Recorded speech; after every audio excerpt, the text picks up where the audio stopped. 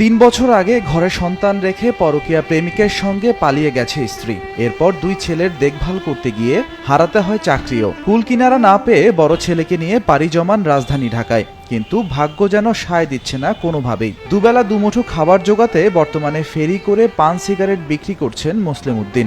মানুষের মদ কর, গাঁজা কর, হিরোইনসি এগো বৌডি ঠিক তাই, কিন্তু আমরা কিছুই খাই না।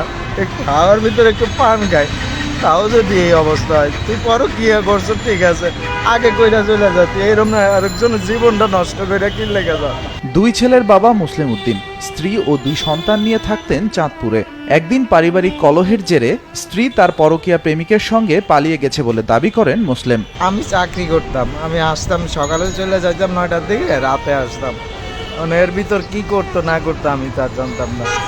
পরে আস্তে আস্তে সব ঘটনা ফাঁস হয়েছে। একদিন এক রুটি বানানো নিয়ে তারে মারছিলাম, একটু কয়টা বাড়ি দেওয়াতে সে চলে গেছে। তো ওই বুঝতে পারছি না তুমি মারার উসিলাই গেছো।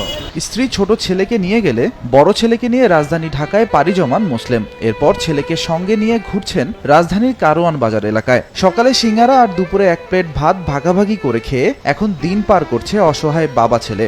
এই টাইমে আপনার সামনে 2টো সিঙ্গারা খাইছি না সকালের নাস্তা, আর দুপুরে 1 প্লেট ভাত নেব, বাপ পেটটা দুজনে খাবো। ছেলেরে নিয়ে আবার চাকরিতে গেছিলাম, যাইয়া দেয় যে না চাকরি করতে গেলে ছেলেরে পাইতাছি না আমি। ছেলে কোনতে কই চলিয়া জায়গা, আমাদের এটা ভয় মনের ভিতরে একটা আতঙ্ক।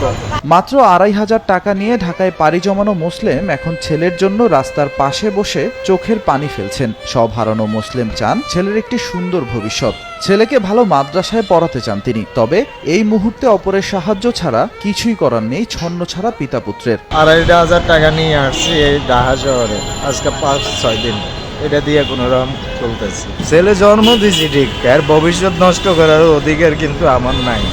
মানে এটা নিয়েই আমার চোখে সবসময় পানি চলে আসে যাইতেছে। আমার জীবন তো গেছে গেছে, যাও কা পুরোটা জীবনটা শেষ হয়ে যাইতেছে। এটার জন্য খুব কষ্ট হইতেছে আমার।